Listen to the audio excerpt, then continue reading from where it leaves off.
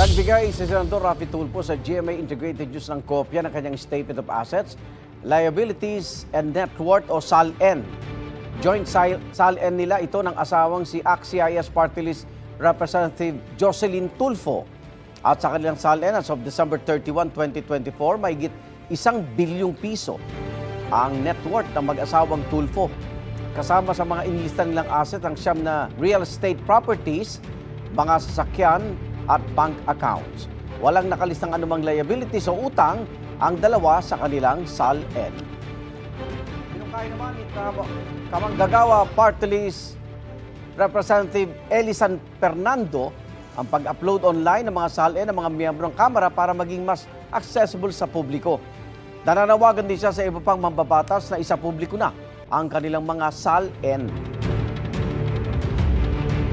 Igan, mauna ka sa mga balita, mag-subscribe na sa GMA Integrated News sa YouTube para sa iba't ibang ulat sa ating bansa.